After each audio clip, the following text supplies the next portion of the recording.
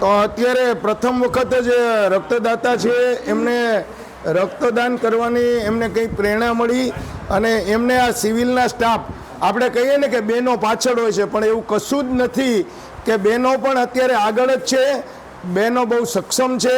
તો અત્યારે આપણી સાથે જે બેન જે છે, તો આપનું શું નામ છે? સીધો રાખો. હંસાબેન રામાણી.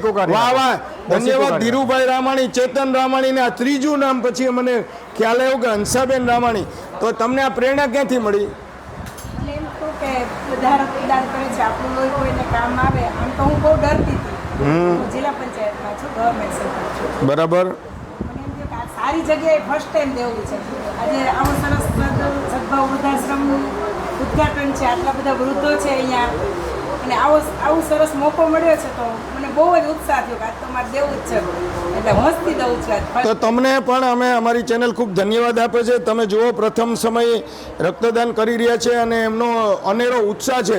તો આવી રીતે લોકો આગળ આવે કે મેં કોઈ દિવસ લોહી નથી આપ્યું તો મારે કેમ આપવું, હું કેવી રીતે આપીશ. પહેલી વખત આવતા હોય લોહી આપો તો એમને કેવો બીક લાગતી હોય છે જનરલી?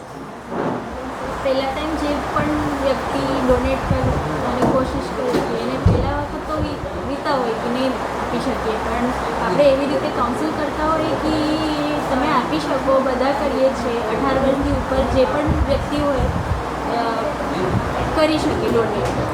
તો અત્યારે જો આ જે ફોબિયા હોય છે, ફર્સ્ટ ટાઈમ ફોબિયા હોય છે ઘણા લોકોને કે હું પ્રથમ સમય રક્તદાન આપું છું, તો એ સમયે બાળકો આપતા નથી અથવા તો એના વાલી એને આપવા માટે પ્રેરણા નથી આપતા.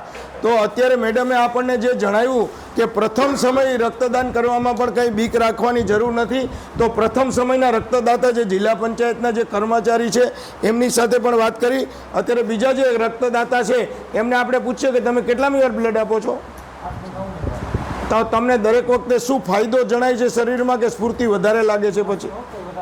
તો રક્તદાન કર્યા પછી જેમને સ્ફૂર્તિ લાગે છે એવા પણ આપણે રક્તદાતા જોયા. અને તમે કેટલામી વાર રક્તદાન કરો છો?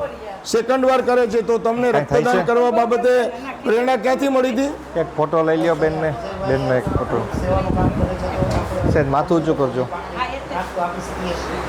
તો વિજયભાઈ ડોબરિયા સેવાનું કામ કરે છે અને વિનયભાઈ જસાણી સેવાનું કામ કરે છે. જો બીજા લોકો સેવા કરતા હોય ને એને જોઈને હંમેશા બીજાને પ્રેરણા મળતી હોય છે. તો સેવા કરવી જોઈએ. સેવા કરી ના શકીએ તો સેવાની આવી બાબતોને બીજા સુધી પ્રચાર પ્રસાર કરવો જોઈએ અને સાચા માર્ગદર્શન સુધી લોકોને પ્રેરિત કરવા જોઈએ, જેથી કરીને સમાજની અંદર જાગૃતિ આવે અને લોહીની અછત ના વર્તાય અને ખરેખર દર્દીને સાચા સમયે લોહી કામ આવી જાય. તો ધન્યવાદ વિનયભાઈ. Thank you.